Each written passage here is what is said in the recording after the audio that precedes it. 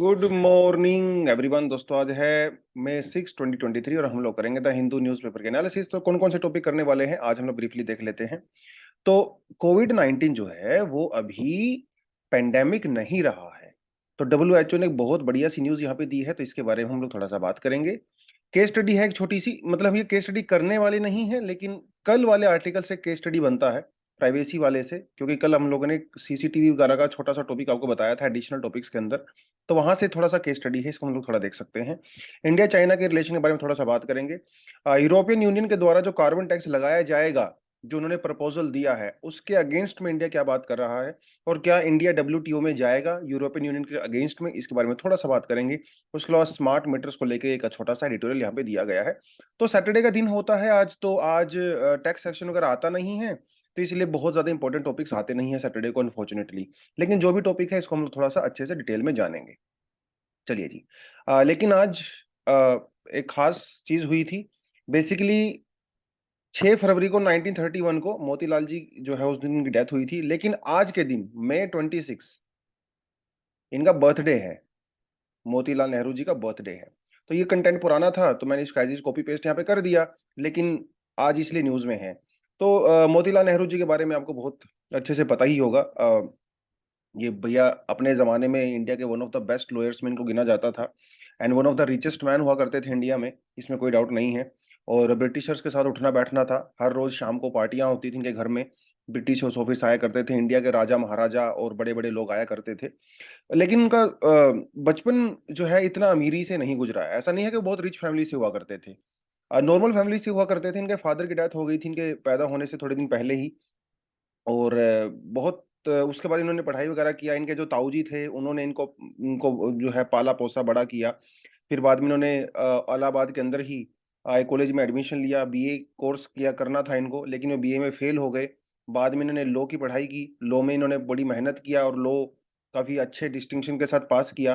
फिर उन्होंने किसी के अंडर में प्रैक्टिस करना शुरू किया, लेकिन 1940s तक जब ये पहुंचे तो ये बहुत बड़े लॉयर बन चुके थे। तो बहुत ज़्यादा फीस चार्ज करते थे, कमीशन लेते थे, और धीरे धीरे इनका जो रुतबा है वो बढ़ता चला गया। और later on he became friends with British officials also. तो और इलाहाबाद में फिर इन्होंने अपना आनंद भवन बनाया, और ये आनंद भवन जो है उस समय इंडिया के सबसे बेस्ट जो है घरों के अंदर माना जाता था। ब्रिटिश और यूरोपियन मार्बल और वो सब बड़े वहां पे हुआ करते थे। तो गरीबी उसमें बचपन गुजरा, लेकिन भाई जब वो 1940s में पहुंचे तो इनका जो सूट है वो लंदन से बन के आया करता था। तो he became one of the richest person in India. और इनके 3 बच्चे थे, नेहरू जी और उनकी 2 सिस्टर्स थी, उनको भी बड़ी अच्छी जो है शिक्षा वगैरह इन्होंने दिया। वो सब चीजें चली। और शुरुआत में ही वॉज अ मॉडरेट, हालांकि he was very close to Britishers, तो एज सच कोई फ्रीडम स्ट्रगल का इनका कोई इरादा नहीं था। लेकिन लेटर ऑन नेहरू जी, जवाहरलाल नेहरू जी ही ने बेसिकली अपने फादर साहब को ब्रिटिशर्स एट्रोसिटीज के बारे में बताया। और फिर ये बाद में, हालांकि इन्होंने आई थिंक 1888 के अंदर ही कांग्रेस को ज्वाइन कर लिया था, but he was a quite moderate and he was friends with the Britishers also. लेकिन जी पार्टीशन ऑफ बंगाल हुआ, तब जाके थोड़ा सा जो है फ्रीडम को लेके थोड़ा ये सीरियस हुए। लेटर ऑन 1920s में, लाइक 1915 के बाद से, और फिर थोड़ा सा ज्यादा सीरियस हुए। और वो सब चीजें कहानी आपको अच्छे से पता ही है, आप मॉडर्न हिस्ट्री के अंदर उसको पढ़ते ही हो, राइट। तो 1928 में कांग्रेस के प्रेसिडेंट भी रहे, और 14 पॉइंट फॉर्मूला भी इन्होंने दिया था। और जब ब्रिटिशर्स ने इंडिया को चैलेंज किया था कॉन्स्टिट्यूशन बनाने के लिए, तो इन्होंने कॉन्स्टिट्यूशन भी बनाया था ब्रिटिशर्स को देने के लिए, और फंडामेंटल राइट्स वगैरह उसके अंदर रिकॉग्नाइज किए गए थे। तो एक वो अलग कहानी है, ठीक है। और इंडियन नेशनल कांग्रेस के प्रेसिडेंट 1999 के अंदर भी बने। तो बाकी इनके जो है सुपुत्र बाद में नेहरू जी, वो भी पॉलिटिक्स में आए उस समय। और बहुत सारे लोगों का ये भी मानना है कि वो नेपोटिज्म की शुरुआत थी इंडिया में मतलब, लेकिन उस डिबेट में हम लोग ज्यादा नहीं जाएंगे। बट एनीवेज, इनकी कहानी जो है आप सबको पढ़नी चाहिए, आप किसी भी पर्सपेक्टिव से पढ़ सकते हैं, लेकिन यस पढ़नी जरूर चाहिए। ठीक है, चलो। No one can stop a person who knows why, find your why and be a legend. मतलब जितने भी लेजेंड है, इवन आप मोतीलाल नेहरू जी को देख लीजिए, इनके पुत्र को देख लीजिए, गांधी जी को देख लीजिए, दुनिया में जितने भी लेजेंड हुए हैं, सभी लेजेंड होने के पीछे रीजन एक ही है। उन्होंने एक ही पर्पस पे काम किया, जिंदगी भर एक ही पर्पस के लिए काम करते रहे, और तब जाके कोई लेजेंड बनता है। क्योंकि उनको अपनी जिंदगी का वाई पता था कि आपको ये काम क्यों करना है, वो इसीलिए उसके लिए पैशनेट हुआ करते थे। और जिसको रियल वाई मिल जाता है ना अंदर से, उसको फिर किसी एक्सटर्नल मोटिवेशन की रिक्वायरमेंट नहीं है भाई, दुनिया भर की यूट्यूब के वीडियोस मोटिवेशनल देखने की कोई जरूरत नहीं है। अगर आपको अंदर से पता है कि आपको सिविल सर्विसेज क्यों करना है, तो वो जो रीजन है ना इतना स्ट्रांग होना चाहिए कि आपको बार बार मोटिवेशन की रिक्वायरमेंट ना पड़े, अंदर से आए। ठीक है, और ये अनाउंसमेंट मैं रोज ही करता हूँ। तो हमारा बैच जो है शुरू हो चुका है, संकल्प बैच 2024 के लिए 1 मई से एक्चुअली शुरू हो चुका है। शाम को क्लासेस होती हैं, 12 से 18 महीने आपकी क्लासेस होंगी। आपका पूरा सिलेबस यहाँ पे प्रीलिम्स और मेंस के पर्सपेक्टिव से कवर करवाया जाएगा, इंक्लूडिंग सी सेट। तो व्हाट्सएप नंबर आपको दिया हुआ है, आप इंक्वायरी यहाँ पे कर सकते हैं। चलिए जी, Covid pandemic is no longer an emergency declares WHO। WHO ने कहा है कि भैया अभी आपको डरने की कोई जरूरत नहीं है, ये ग्लोबल इमरजेंसी नहीं है। तो एक सिंबॉलिक एंड हो गया है। जो 2-2.5 साल से चीजें चल रही थी, लॉकडाउन पे लॉकडाउन हो रहे थे, इकोनॉमी डाउन चली गई थी, मिलियंस ऑफ लोग पीपल एक्चुअली डाइड, तो उससे तो शुरू अभी थोड़ा सा आराम आपको मिलेगा। लेकिन इसका मतलब ये नहीं कि खत्म हो गया है, खत्म तो नहीं हुआ है। तो पहले क्या होता है ना, कोई भी वायरस जो होता है या डिसीज होता है वो पूरी दुनिया में फैल जाता है, पेंडेमिक लेवल पे चला जाता है। लेकिन धीरे धीरे उसके केसेस कम होने रहते हैं और लगते हैं, और वो किसी पर्टिकुलर ज्योग्राफिकल एरिया में जाके सेटल हो जाता है। तो ये शुरुआत बेसिकली कोविड-19 की भी हुई, और इन दोनों कंडीशंस को बोला जाता है एंडेमिक एंड पेंडेमिक। ये दोनों आपको पता होनी चाहिए। जैसे कभी कभी केस आता है जीका वायरस, है ना। जीका वायरस कहाँ पे फैल गया? अफ्रीका के किसी जगह पे, पर्टिकुलर जगह पे फैल गया। तो वहां पे 2-3-4 महीने 6 महीने वो रहता है, उसके बाद वो खत्म हो जाता है।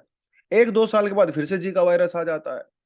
तो जीका वायरस पूरे ग्लोब में नहीं है, पूरी दुनिया में नहीं है, तो इसलिए उसे हम लोग पेंडेमिक नहीं कह सकते। तो वो होगा आपका एंडेमिक। तो एंडेमिक का मतलब क्या होता है? एंडेमिक का मतलब होता है, endemic refers to the constant presence of a disease और infection within a specific geographical area. Presence उसकी होती है लेकिन पूरी दुनिया में नहीं होती है। ठीक है, किसी पर्टिकुलर ज्योग्राफिकल एरिया में होती है। ओकेजनल फ्लक्चुएशंस होती हैं, कभी कभी 10 केस आ जाते हैं, कभी कभी 1000 केस भी आ जाते हैं। तो ओकेजनल फ्लक्चुएशंस हो सकती हैं। उस पर्टिकुलर एरिया में रहने वाले जो लोग हैं, क्योंकि उस वायरस से काफी इन्फेक्टेड होते हैं वो over a period of time, तो उनके अंदर एक ठीक ठाक इम्यूनिटी डेवलप हो जाती है, या तो वो एक्सपोजर से या फिर वो वैक्सीनेशन से, लेकिन हो जाती है।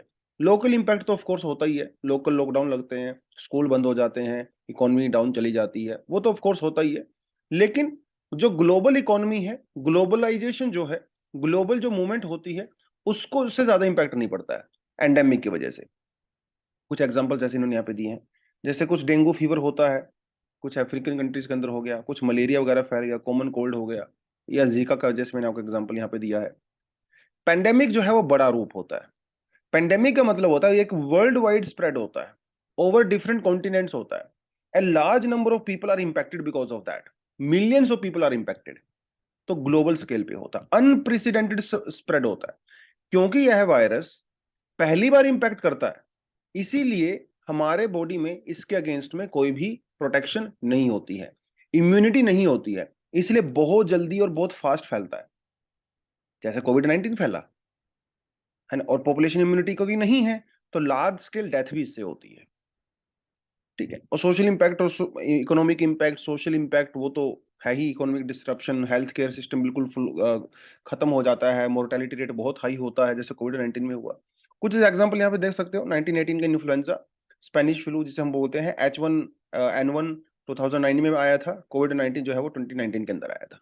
तो ये थोड़ा सा कंटेंट आप देख सकते हो, एग्जाम में पूछ सकता है आपसे। चलिए जी, तो ये कल का आर्टिकल है, do CCTV cameras protect us और इन्वेड आवर प्राइवेसी। ये मैंने कल आपका एडिशनल आर्टिकल में दिया था और बोला था अगर आपके पास टाइम हो तो आप इसको पढ़ सकते हो। बट यहां से मतलब प्राइवेसी वाले सेक्टर से ऑलरेडी एग्जाम में क्वेश्चन आ चुका है। 2018 का ये केस स्टडी था जो एडवर्ड स्नोडन के बारे में था। आपको एडवर्ड स्नोडन के बारे में नहीं पता है तो हल्का सा बता देता हूं, आप गूगल जाके कर सकते हो। एडवर्ड स्नोडन जो है, उन्होंने अमेरिका का एक प्रिज्म प्रोग्राम हुआ करता था, उस प्रिज्म प्रोग्राम के तहत अमेरिकन गवर्नमेंट अपने सिटीजन्स और दूसरे सिटीजन्स जो अमेरिकन सिटीजन नहीं है उनके ऊपर नजर रखती थी, सर्विलियंस किया करती थी, उनका हर टेक्स्ट मैसेज पढ़ती थी, उनका हर ईमेल पढ़ती थी अमेरिकन गवर्नमेंट। और ये एक हिडन प्रोग्राम था, सीक्रेट प्रोग्राम था। इससे हो क्या रहा था, अमेरिकन सिटीजन्स और दूसरे सिटीजन्स की जो राइट टू प्राइवेसी है उसका वायलेशन हो रहा था। और एडवर्ड स्नोडन जो है उसी प्रोग्राम के अंदर एक टेक्नीशियन थे, एक एक्सपर्ट हुआ करते थे। तो इनका कुछ साल उन्होंने वहां पे काम किया, लेकिन बाद में इनकी आत्मा ने कहा कि भाई ये तो गलत हो रहा है, ये तो राइट टू मतलब हमारा जो प्राइवेसी है उसका वायलेशन हो रहा है। तो इन्होंने सोचा कि उनकी मोरल ऑब्लिगेशन है, उनकी एक नैतिक ड्यूटी है कि वो इसे दुनिया को बताएं कि ये जो सरकार वहां पे कर रही है वो गलत कर रही है, लोगों की प्राइवेसी का हनन हो रहा है। तो इसलिए बाद में इन्होंने विसल ब्लो किया और पूरी दुनिया को उसके बारे में बताया। अब एडवर्ड स्नोडेन आजकल तो रशिया के अंदर ही रहते हैं, अमेरिका से तो चले गए थे क्योंकि अमेरिका में तो इनको पकड़ा जाएगा, क्योंकि अमेरिकन कानून के अगेंस्ट में था वो सब कुछ। ठीक है। अब यहाँ पे दो सवाल आते हैं। तो क्या स्नोडन ने जो किया वो ठीक किया ऑन द मोरल ग्राउंड, और इन्होंने जो किया वो गलत किया ऑन द लीगल ग्राउंड? तो यहां से ऑलरेडी क्वेश्चन पूछा जा चुका है एग्जाम में। Do you agree that the Snowden actions were ethically justified even if legally prohibited? कई चीजें ऐसी होती हैं जो कानूनी रूप से प्रोहिबिटेड होती हैं, लेकिन वो फिर भी एथिकली जस्टिफाइड होती हैं। वाई और why not make an argument by weighing the competing values in this case. Competing value मतलब आपको स्नोडन के फेवर में बताना है पॉइंट, और आपके स्नोडन के एक्शन के अगेंस्ट में बताना है पॉइंट, इसलिए इसे कंपीटिंग वैल्यू कहा गया है। और फिर बाद में जो है आप हल्का सा वे फॉरवर्ड यहाँ पे कर सकते हो। तो कोई चीज कोई चीज इलीगल होती है, इसका मतलब ये नहीं है कि वो इमोरल भी होती है। चीज मोरल हो सकती है इलीगल होते हुए भी। अब ये जो गवर्नमेंट ऑफिशियल्स होते हैं, ऑफिसर्स होते हैं, इनको ये देखना पड़ता है कि वो कौन सी साइड के साथ जाएंगे, क्या वो मोरल साइड के साथ जाएंगे या फिर वो लीगल साइड के साथ जाएंगे। यही बेसिकली यहाँ पे एक एथिकल डायलेमा भी है, क्या moral obligation versus legal obligation.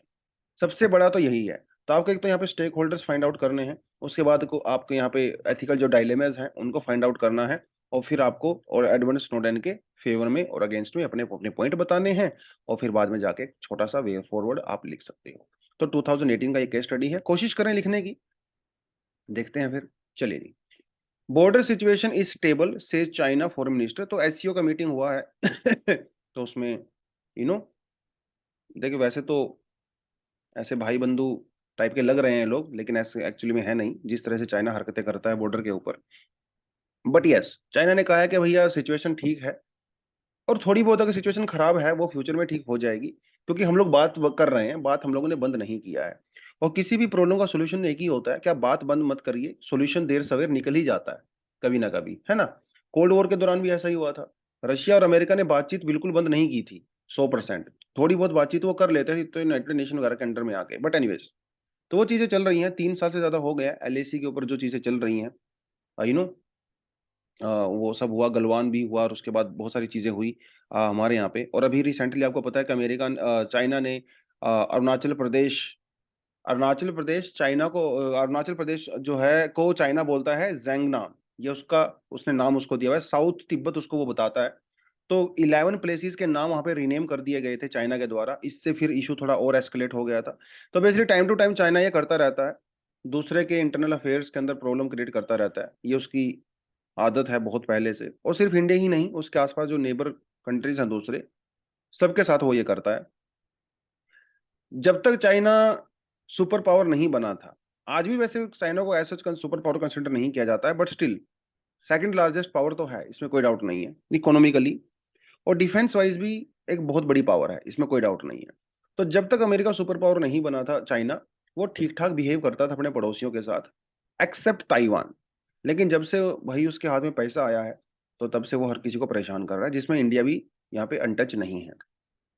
तो जब हम लोग इंडिया और चाइना की बाउंड्री के बारे में बात करते हैं, तो हिस्ट्री बहुत पुरानी है, बहुत इतिहास की बात हम लोग यहाँ पे करते हैं। जब ब्रिटिश इंडिया हुआ करता था, ब्रिटिशर्स का इंडिया के ऊपर कंट्रोल हुआ करता था, तब से ये बातें चलती हैं। तो बेसिकली इंडिया चाइना के बॉर्डर को 3 हिस्सों में डिवाइड किया जा सकता है, वेस्टर्न सेक्टर, सेंट्रल सेक्टर और ईस्टर्न सेक्टर। वेस्टर्न सेक्टर में काफी इश्यूज हैं, सेंट्रल सेक्टर में ऐसा कोई खास इशू नहीं है, जो क्योंकि जो बॉर्डर है हिमाचल प्रदेश में और अरुणाचल प्रदेश में वो डिमार्केटेड है, और दोनों ही कंट्री उससे अग्री करती हैं। ईस्टर्न सेक्टर में जो लाइन है मैकमोहन लाइन, जो कि ऑफिशियल लाइन है अकॉर्डिंग टू इंडिया, लेकिन चाइना मैकमोहन लाइन को एक्सेप्ट नहीं करता है। क्योंकि as per McMahon line Arunachal Pradesh is a part of Indian territory, तो इसलिए उसको रिकॉग्नाइज नहीं करता। वेस्टर्न सेक्टर के अंदर जो है दो लाइन है, एक है जो है यहाँ पे जॉनसन लाइन है, आप यहाँ पे देख सकते हो जॉनसन लाइन, और दूसरी होती है मैकडोनल्ड लाइन। जॉनसन लाइन के अंदर देखिए, British Johnson line where Aksai Chin was a part of the Kashmir, India Johnson line को एक्सेप्ट करता है, क्योंकि जॉनसन लाइन के हिसाब से अक्साई चीन जो है वो इंडिया का पार्ट है। लेकिन जो मैकडोनल्ड लाइन है उसके अंदर अक्साई चीन जो है वो जिंगजियांग प्रोविंस का पार्ट है। तो चाइना कहता है कि मैं मैकडोनल्ड लाइन को मानूंगा, इंडिया कहता है कि नहीं मैं जॉनसन लाइन को मानूंगा। तो इसीलिए दोनों के बीच में अग्रीमेंट नहीं बनता है, और उसकी वजह से सारी चीजें यहाँ पे खराब होती हैं। तो वेस्टर्न के बारे में थोड़ा आपको ये पता होना चाहिए। ईस्टर्न सेक्टर के बारे में, शिमला जब कॉन्फ्रेंस हुई थी ब्रिटेन, ब्रिटिश इंडिया, चाइना और तिब्बत, 1914 की बात मैं कर रहा हूँ, उस समय अरुणाचल प्रदेश को इस पूरी डील के तहत इंडिया का पार्ट मान लिया गया था, and which was agreed by the Tibet also and British also. China का यह कहना है कि भाई क्योंकि तिब्बत जो है वो एक सोवरेन कंट्री नहीं था, तो इसीलिए तिब्बत की अग्रीमेंट की कोई वैल्यू नहीं है, और इसीलिए मैं मैकमोहन लाइन को नहीं मानूंगा। तो ये चाइना का अपना आर्गुमेंट है। स्पेशली अरुणाचल प्रदेश के अंदर जो तवांग वाला पार्ट है उसकी वो बात करते हैं, क्योंकि तवांग जो मोनेस्ट्री है ऐसा माना जाता है कि ये एक चाइनीज रूलर के द्वारा बनवाई गई थी। ठीक है, तो वो सब इशू यहाँ पे चलते हैं। क्या रीजन हो सकते हैं चाइना एलएसी पे इतनी सारी चीजें करता है? तो पहली बात तो ऐसा माना जाता है कि कोविड-19 की वजह से जो चाइना में लॉकडाउन हुए और वो सब चीजें हुई, चाइना उसे ध्यान भटकाना चाहता था दुनिया का, तो इसलिए जो है इंडिया के साथ उसने पंगा लेना यहाँ पे शुरू किया। आर्टिकल 370 जब हटाया था उसके बाद से चाइना अग्रेसिव हुआ, तो ये सब चीजें हुई। वहां पे उस बॉर्डर पे, इंडिया चाइना बॉर्डर पे, इंडिया ने काफी ज्यादा इंफ्रास्ट्रक्चर डेवलपमेंट किया, रोड्स वगैरह बनाए, खासकर दोरल बेग ओल्डी जो एक्सप्रेसवे हम लोगों ने बनाया, तो उसकी वजह से चाइना डिस्टर्ब हुआ, वो सब चीजें हुई। अपार्ट फ्रॉम दैट, इंडिया जो है दुनिया का एकमात्र ऐसा बड़ा कंट्री है इस साउथ एशिया के अंदर जो कि जो बेल्ट एंड रोड इनिशिएटिव है उसका पार्ट नहीं है और इसको अपोज करता है, क्योंकि सीपीसी जो है चाइना पाकिस्तान इकोनॉमिक कॉरिडोर, वो इंडियन सोवरेनिटी को वायलेट करता है, क्योंकि इंडियन बाउंड्री से अंडर में आता है। तो ये सब चीजें हुई। चाइना की पहले पॉलिसी 1970s के बाद से लेके, चाइना की क्या पॉलिसी थी? चाइना की पॉलिसी थी पीसफुल राइज, कि हम लोग राइज करेंगे लेकिन किसी से पंगा नहीं लेंगे, क्योंकि इस समय पे चाइना को अमेरिकन टेक्नोलॉजी, यूरोपियन पैसे की रिक्वायरमेंट थी, तो पीसफुल राइज। लेकिन जब उसके पास पैसा आ गया, टेक्नोलॉजी आ गया, तो अब किसकी बात करता है? सुपर पावर होने की बात करता है, विश्व गुरु होने की बात करता है। जैसे इंडिया विश्व गुरु होने की बात करता है, चाइना भी करता है, क्योंकि चाइना भी वर्ल्ड लीडर हुआ करता था एक टाइम पे। तो वो चाहते हैं कि वो सब चीजें हों, और ये हम लोग कई जगह पे एग्जांपल इसका देख सकते हैं, साउथ चाइना सी में देख सकते हैं, हांगकांग में देख सकते हैं, इंडिया चाइना बॉर्डर पे जो इश्यूज हैं उसको देख सकते हैं। ये सब सारी चीजें हुई। और आप एक चीज देख लीजिए, जो बॉर्डर के अंदर इश्यूज होते हैं, चाइना के हिसाब से ज्यादा फर्क नहीं पड़ता है, क्योंकि चाइना पास इतना पैसा है यार, तो उसके लिए तो कॉस्ट इफेक्टिव है। लेकिन इंडिया जैसे कंट्री के लिए जो है, जहाँ की पर कैपिटा इनकम जो है वो $2000 से भी कम है, हमारे लिए बहुत महंगा हो जाता है। फिर हमें दूसरे कंट्री से वेपन्स वगैरह खरीदने पड़ते हैं। चाइना की जो डोमेस्टिक वेपन जो इंडस्ट्री है वो तो काफी ऑलरेडी स्ट्रांग है, तो उसको ज्यादा फर्क नहीं पड़ता, इसलिए वो सब चीजें यहाँ पे करता है। उसके अलावा जो इंडिया और अमेरिका का जो प्यार मोहब्बत बढ़ रहा है पिछले कुछ सालों से, तो उससे भी जो है चाइना को मिर्ची लगती है। कोड का हम मेंबर हैं, I2U2 का हम लोग मेंबर हैं, इंडो पैसिफिक के अंदर जो चीजें होती हैं इंडिया उसका भी मेंबर है। तो और जापान के साथ इंडिया की जो क्लोजनेस है, ये सारी चीजें मिलकर कहीं ना कहीं चाइना को इंडिया के अगेंस्ट में खड़ा करती हैं, और फिर वो एस्केलेशन जो है वो एलएसी के ऊपर नजर आता है। ठीक है, चलिए। Real time operational picture among the several automation initiative of the army, basically ये एक अमेरिकन आर्मी के जैसा ही होगा, इजरायली आर्मी, अमेरिकन आर्मी, और कुछ यूनिट्स जो है चाइनीज आर्मी भी ऐसा करती हैं। कि हमारे जो सोल्जर्स होते हैं इनकी बॉडी के ऊपर इनका जो यूनिफॉर्म होती है, उसमें कई सारी टेक्नोलॉजी का यूज किया जाता है, फ्रंट फेसिंग कैमरा, सेंसर्स वगैरह का यूज किया जाता है, जिससे रियल टाइम फुटेज आती है, और सिर्फ फुटेज ही नहीं आती, रियल टाइम डिसीजन मेकिंग में भी आपकी हेल्प करता है ना। मतलब आपके, अगर समझ लीजिए आपके फोरहेड पे कैमरा लगाया जाएगा, सेंसर लगाया जाएगा, वो आपके आसपास की सारी चीजों को सेंस करेगा कि टेरिटरी कितनी, वो जो टेररिस्ट है वो कितना दूर है, डेप्थ कितनी है, वहाँ पे विजिबिलिटी कितनी है, एनवायरमेंटल चीजें, है ना, क्लाइमेट की, हवा कितनी चल रही है, प्रेशर कितना है, वो सब डिसाइड करने के बाद जो है आपको प्रॉपर इन्फॉर्मेशन देता है, आप बेटर डिसीजन ले सकते हो। तो ये अभी इंडिया में एज अ पायलट प्रोजेक्ट के रूप में इसको लाया जाएगा। इसका नाम हम लोगों ने रखा है artillery combat command and the control system, ACCS। तो और इसका जो वैसे प्रॉपर नाम है दैट इज प्रोजेक्ट संजय, ये आपको पता होना चाहिए। संजय आपको पता है, महाभारत के अंदर संजय की कहानी सबको पता होगा। संजय ने बहुत दूर बैठ के महाभारत का जो है आंखों देखा हाल कमेंट्री वो सुनाई थी, किसको? जो कि कौरवों के फादर हुआ करते थे, ठीक है, उनको सुनाई थी। तो इसीलिए इसका नाम रखा है प्रोजेक्ट संजय। तो ये थोड़ा सा आपको पता होना चाहिए। चलिए जी। Centre looks into option to counter European Union carbon tax plan. पहले तो आपको कार्बन टैक्स के बारे में पता होना चाहिए क्या होता है। कार्बन टैक्स एक पॉलिसी टूल होता है जिसमें उन इंडस्ट्री के ऊपर एक्स्ट्रा टैक्स लगाया जाता है जो CO2 या ग्रीन हाउस गैसेस को रिलीज करती हैं। जैसे आप मान लीजिए कोल माइनिंग इंडस्ट्री है, ठीक है, तो जो कंपनी कोल माइनिंग करती हैं उनके ऊपर एक्स्ट्रा टैक्स लगाया जाता है, उसे हम लोग कार्बन टैक्स कहते हैं। दूसरी चीजें भी हो सकती हैं, जैसे अगर कोई व्हीकल्स हमारे होते हैं तो ये भी पेट्रोल डीजल का यूज करते हैं, तो उनके ऊपर भी लगाया जाएगा। बेसिकली ऐसी कोई भी इंडस्ट्री जो फॉसिल फ्यूल का यूज करती है जहां से CO2 निकलता है, उनके ऊपर एक्स्ट्रा टैक्स लगाया जाता है, उसे हम लोग कार्बन टैक्स कहते हैं। इसके क्या कारण है? इसके दो कारण है। पहली बात तो यह है कि सरकार का रिवेन्यू इससे जनरेट होता है, और दूसरी बात यह है कि वो जो कंपनीज होती हैं वो क्लीन एनर्जी यूज करने के लिए एनकरेज होती है, क्योंकि उनके ऊपर एक्स्ट्रा बर्डन पड़ रहा है। ये रिवेन्यू जो यहाँ से जनरेट होता है इसको हम लोग बाद में क्लीन एनर्जी के अंदर ही इन्वेस्ट करते हैं, फोरेस्टेशन वगैरह करते हैं, या कोई सोलर पावर प्लांट वगैरह लगा देते हैं, वो सब चीजें होती हैं। तो यहाँ पे कंपनीज को बेसिकली हम लोग पनिश कर रहे हैं। यूरोपियन यूनियन क्योंकि थोड़ा सा ज्यादा सेंसिटिव है क्लाइमेट को लेके, तो इन्होंने ये कहा कि 2026 के बाद हम लोग क्या करेंगे, एक नया प्रोग्राम लेके आएंगे जिसे कहा गया carbon border adjustment mechanism, CBAM। मतलब यूरोप के अंदर कोई भी चीज अगर इंपोर्ट हो रही है और उस चीज को मैन्युफैक्चर करने में अगर फॉसिल फ्यूल का यूज हो रहा है तो हम उसके ऊपर एक्स्ट्रा टैक्स लगाएंगे, जिसे उन्होंने कार्बन टैक्स कहा। जैसे इंडिया में जो स्मॉल एंड मीडियम एंटरप्राइजेज हैं, अब भाई वो तो बेचारी इतना उनका कैपेसिटी नहीं है, तो वो तो ऑफ कोर्स फॉसिल फ्यूल का ही यूज करती हैं, कोल पावर का यूज करती हैं।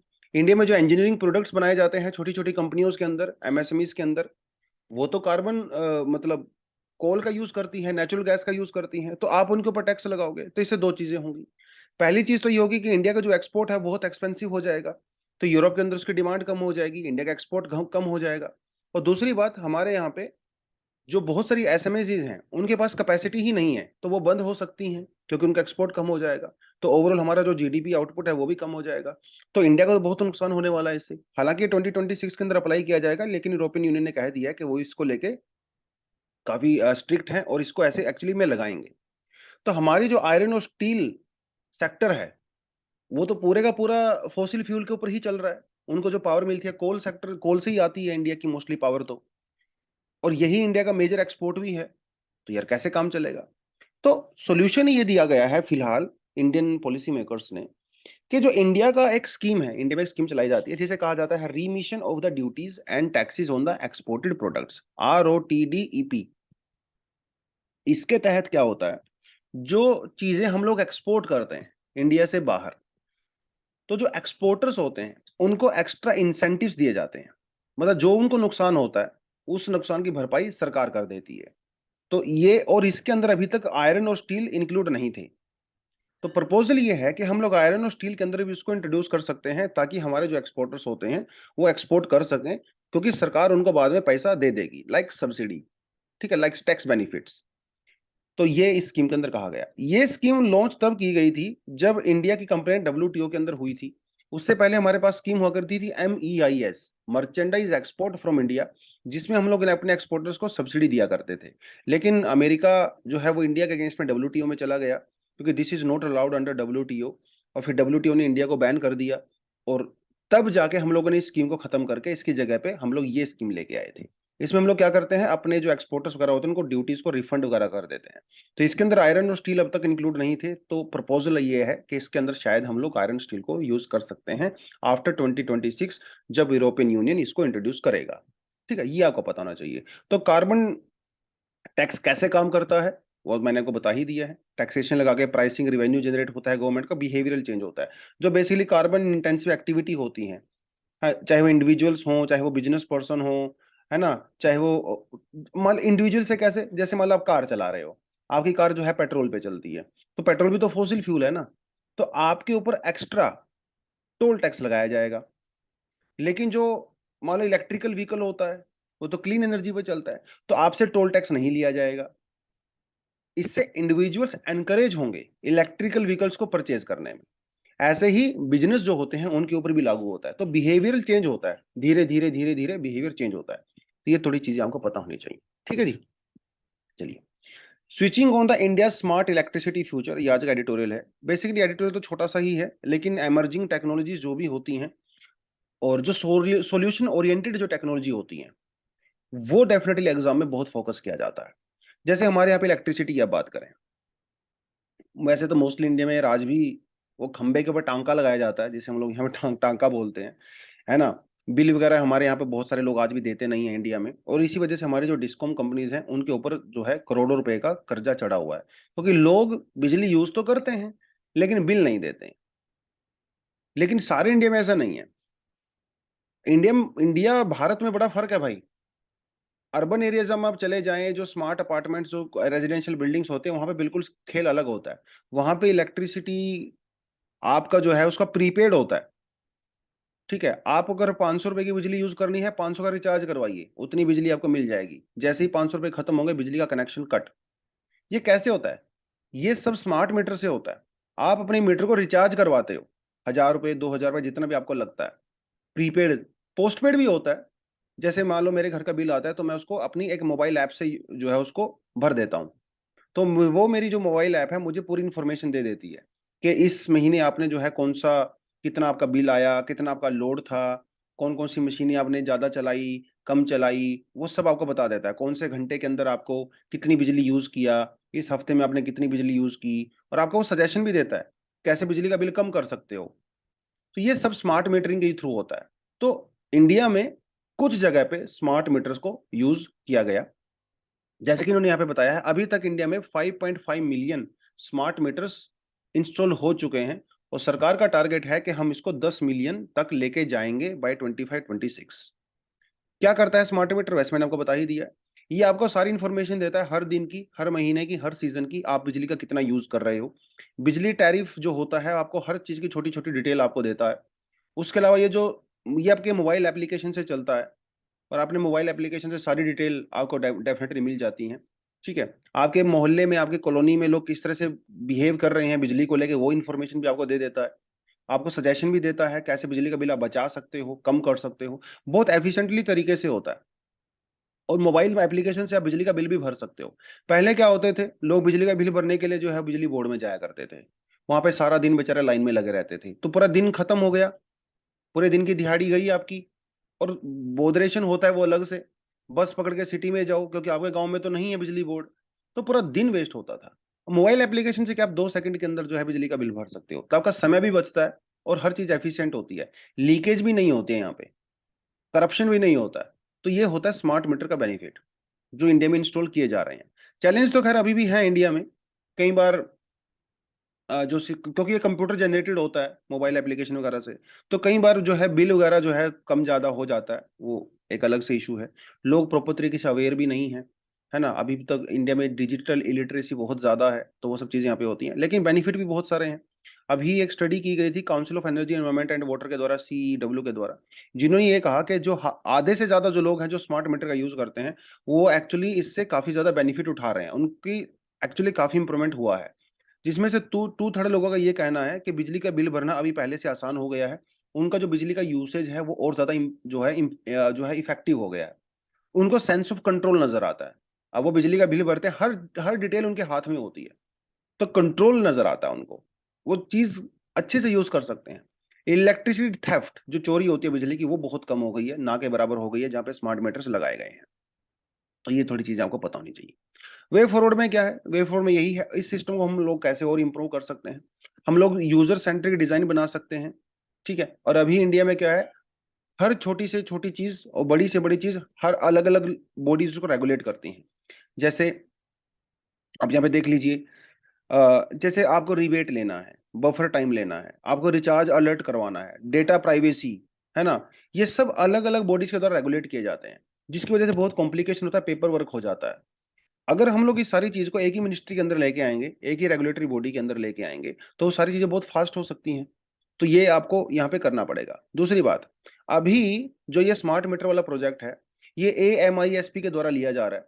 जो हमारी जो डिस्कॉम कंपनीज हैं वो इसके अंदर इन्वॉल्व नहीं है, जिसकी वजह से काम में जो है डिले हो जाता है और स्मूथ इंस्टॉलेशन नहीं हो पाती है। तो पहली बात तो डिस्कॉम कंपनी है उसको AMISP के साथ आना पड़ेगा, राइट, वो सब चीजें होगी। लोगों को ऑनलाइन बिल पेमेंट करने के लिए एनकरेज करना पड़ेगा, एप्लीकेशन वगैरह का ज्यादा इंस्टॉल करवाइए लोगों को, है ना, अलग अलग सोशो इकोनॉमी बैकग्राउंड से।